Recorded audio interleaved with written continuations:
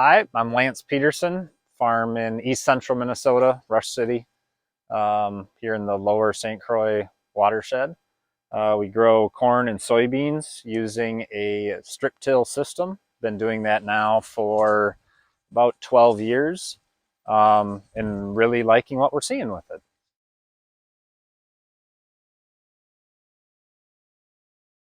No, our soils here are poorly drained. You know, we're a sandy loam on top of a poorly drained subsoil, tighter clay. Um, Being an hour north of the Twin Cities, it's cold up through May, and that is a real tough challenge to get in when you're working with higher residue seed beds. We're also a pretty flat topography here, not a lot of roll, and drainage is definitely a tough one for us to hope that we have each year. With the improved soil structure using the strip till system, that we're able to get out there with tractors, equipment, when it is a little more on the damp side, that we aren't doing as much damage to the soil as we used to in a full tillage scenario.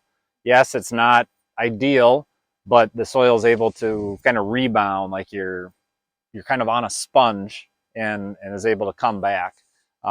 It's been a several year process to get to that point, but each year it seems to continue on being able to kind of heal itself if you are doing something pushing the limits a little bit with the conditions. And yeah, that's been a huge thing. You know, we're probably 50% of the years have been real tough springs as of late, and having that system allows us to at least be getting out there and making the proper seed bed for where we're going to plant that crop.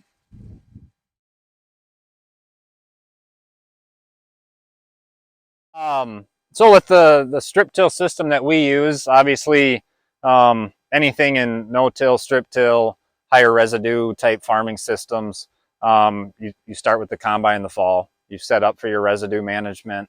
We run on the corn side, we run a knife to knife style corn head on the rollers, able to size the residue probably that 5-inch type lengths. Not a chopping head, which is pretty standard for the area here if you're doing some full tillage after it. And be able to get most of that residue down and keep it near where the corn stalk is fairly important for us. That way it gives us the area between the rows for row cleaning and making that strip the next spring. Bean residue, you know, sickle head, goes through the chopper on the back end, knives. Important to get a good spread pattern across that full platform width. So that's gets us done in the fall. We don't do any fall pass currently. Have looked at that option, have tried some. Still do quite a bit of worrying if we're putting anything out there in the fall fertilizer wise, and if you have a issue of making that seed bed, that you're going to have to fix that come spring. So we've put a lot of effort into just making a good spring strip that we have out there about probably 48 hours before a planter goes across it.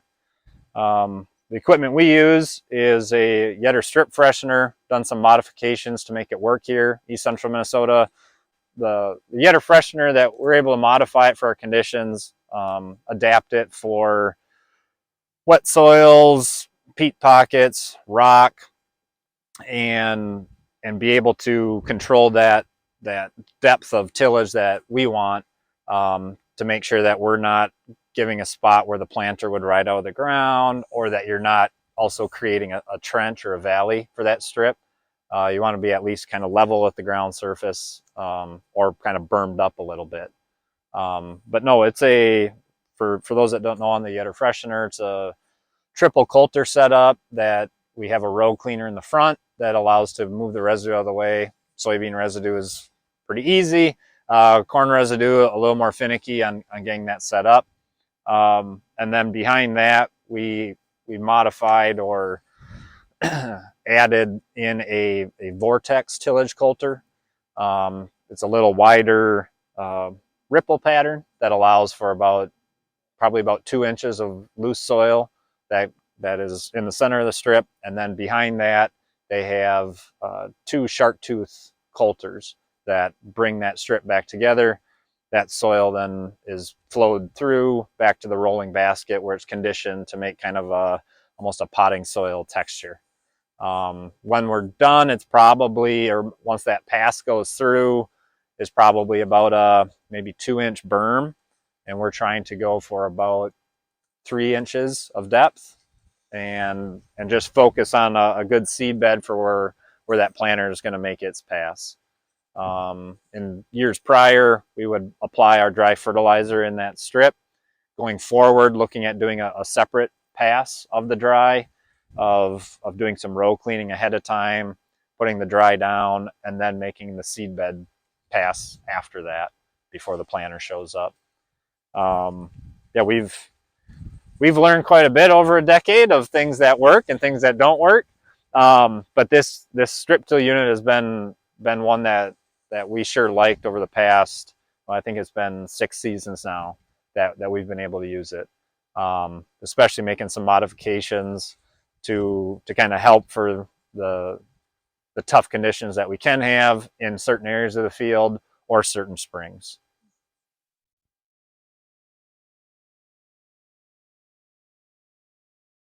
Fertilizer management gets to be a little bit of a different process compared to when we used to do a full width tillage, broad acre pass.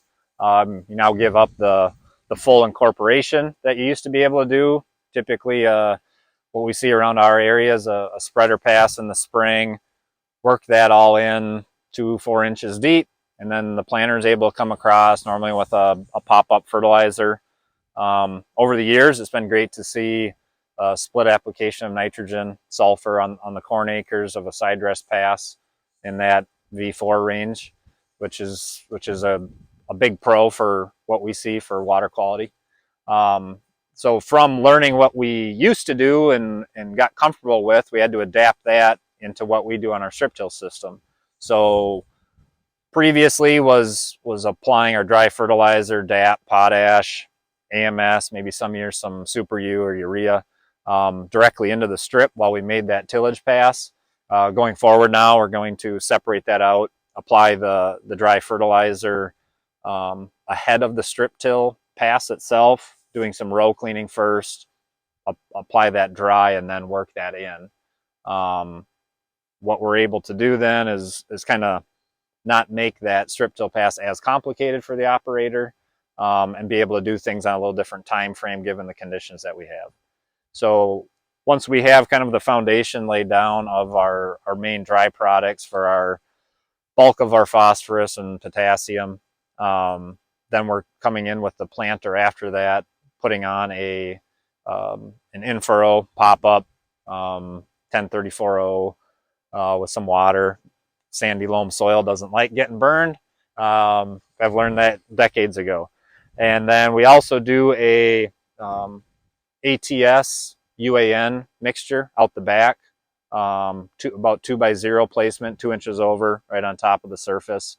Throw in some agrotane there to keep some volatilization issues on part of that UAN, and then rely on rainfall to get that soaked into the soil where the roots can use it here, and probably a month or so after planting.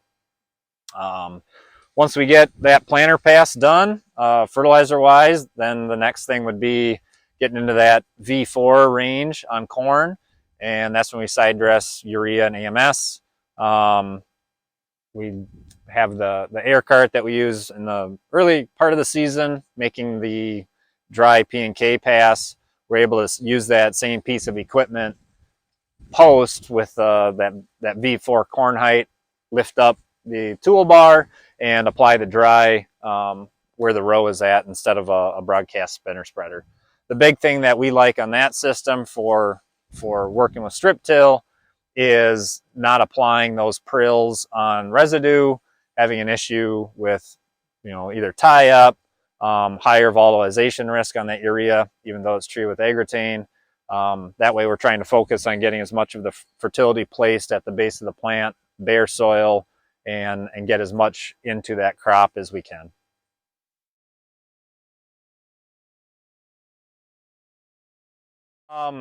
would have been back in 2008. Um, Before strip till, we were doing vertical till using a Phillips rotary harrow. At that point, it was a focus on saving fuel. That was the first run up of fuel prices when we were running that rotary harrow.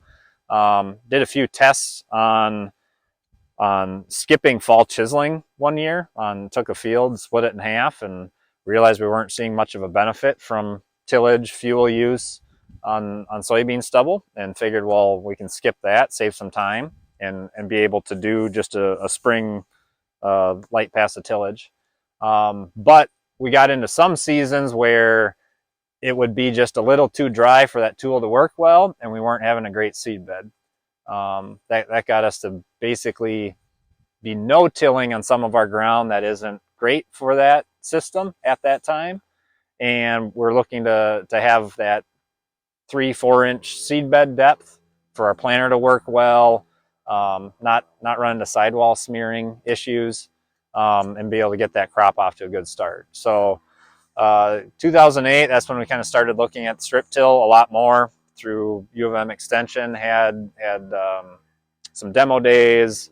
I think they had a kind of some strip till, what would be, well, the conferences that were able to show this kind of up and coming system, even though it'd been around probably a decade.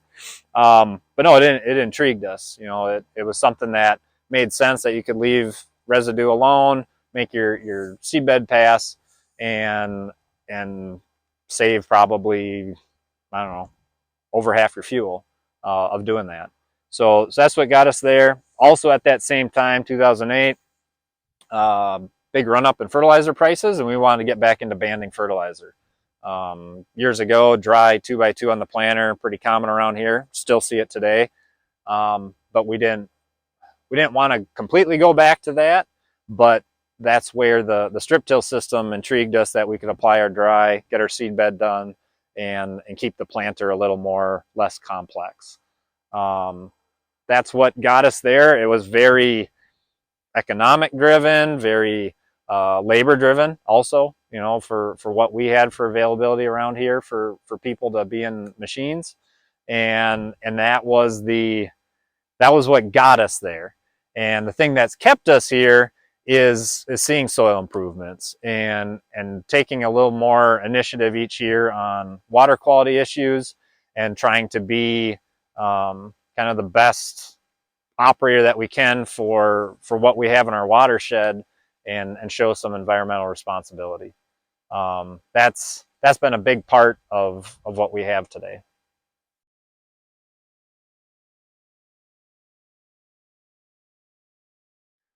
Were there bumps in the road fine-tuning the approach to where it is today? Of course there is. Yeah, years 1 through 3, you're wondering what you're doing. You know, you're taking soils that were more used to being tilled, getting oxygen worked into them each year, and now you took that away. You know, the ground kind of went through tillage withdrawal. That was a tough thing to get the system to work for strip till up here, that you didn't have that opportunity to go out and inject air into there, stir the residue, you know, do all the normal things that we were used to doing.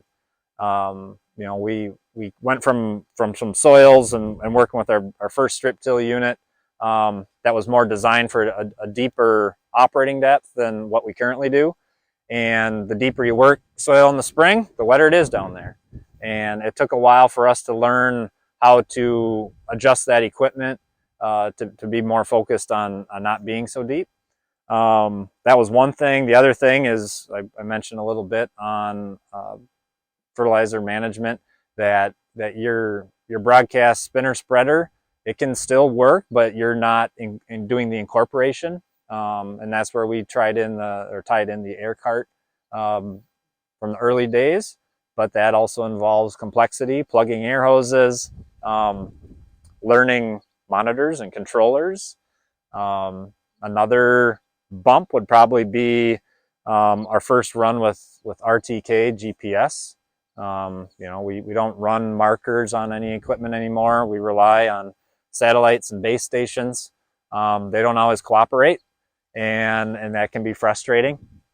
But it was something that we're able to work through on those issues. It wasn't, yep, throw in the towel, we're done.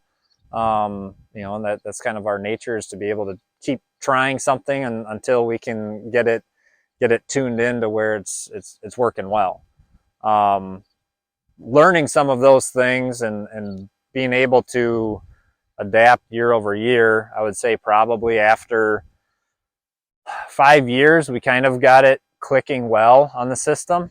A couple of those years early on, we did a lot of corn on corn, which wasn't a typical thing around the area for grain. We'll see it for silage acres, of course, utilizing manure, but corn on corn grain, that's not a big thing. And then especially if it's no-till or strip-till, that's a tough one to do up here, hour north of the metro.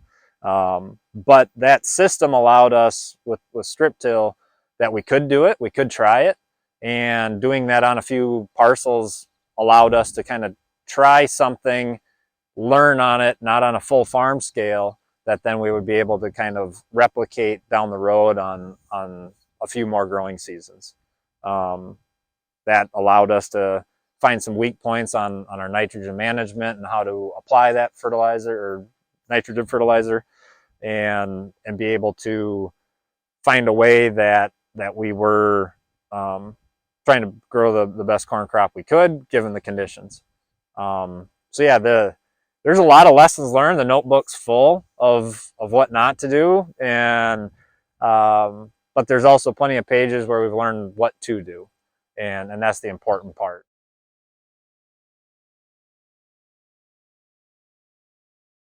Yeah, you know, we've been able to cut down on hours per acre of utilizing the tractor each year. Well, both strip till, planting, fuel use, big time savings. Love that, and being able to have such a kind of an, I guess I'd call it an even crop across the field. Our low spots don't drown out as bad as they used to. Yeah, you can get some tough rains that they show up, but we've seen great improvements on the areas that were the most eroded. You know, that the organic matter was getting a lot closer to zero than maybe the 2 to 3 that we typically see out in the field around here. So yeah, we're kind of evening out the field versus those high-low spots that we would see for crop quality. We still love the low labor component in it. You know, I like spending time with my kids and family, being home. I'm not as excited to sit in a tractor maybe as I used to be when I was 12. So it's a system that once it's adapted and modified for what your acres are, it can give you some of those non-farm benefits. I've liked seeing the stay green, crop health late into the season. We don't seem to have kind of that early die-off that we used to. We don't apply any fungicide. We focus on nutrition at the base of the plant is a big part of it, and then trying not to disturb that soil. You know, there's a lot to say about soil health, bugs, life, air exchange in that ground that goes a lot further than maybe what we would originally gave credit to when we started this. No, it's something that we need to keep staying with and be able to work with going forward. There's some times, yeah, that you're like, yep, let's get this tillage tool out, start over. But then you realize, you know, like, hey, we have a solid decade of good going on right now, and I don't want to get rid of that.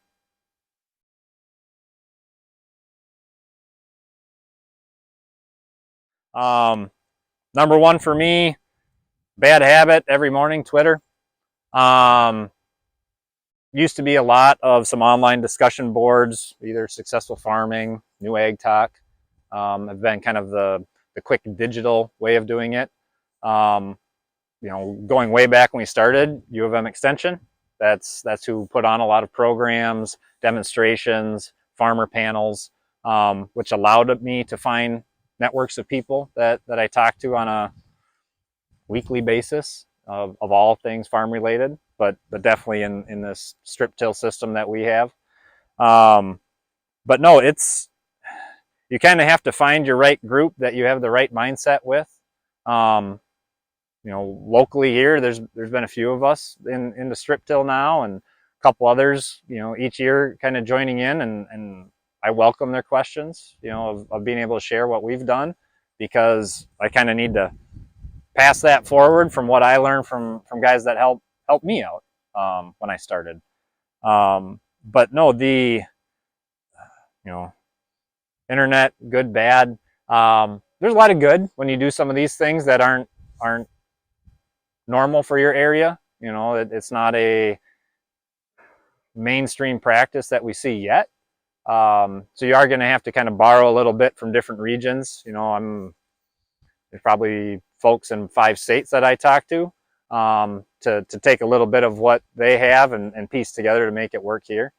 And the groups that I've been able to work with, you know, they're always trying something a little new. They'll lean on me of what we tried and what worked, what didn't work, practices, equipment, timings, and that can be anything from the actual strip till equipment to what we're doing with fertilizer, and obviously we get to harvest of how we're doing some residue management.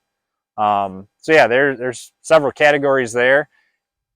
I have learned I don't just have to go talk to a strip tiller about things in my crop and what to be looking for, because there's things there that every farmer is able to take home something that they can also apply to the system that they have on their farm. There's no book for each farm when you get into these systems. You're going to have to write it yourself, but there's definitely pages from other people's books that you can borrow to be able to make it work.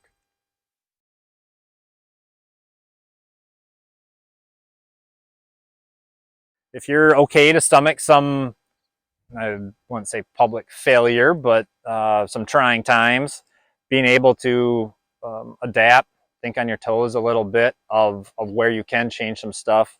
And number 3 is don't be afraid to reach out, that you're going to have to find a little bit of a support network. Don't quite want to say it's going to be a therapist type thing, but that's what it's going to feel like. That you're going to be able to share, hey, this is where I goofed.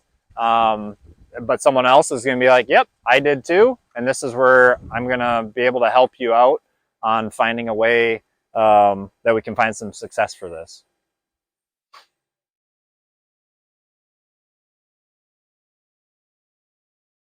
But there's also something that's maybe a little more of a hobbyish thing that we have here is being able to adapt equipment. You know, we like the challenge that it's not an easy thing to do up here.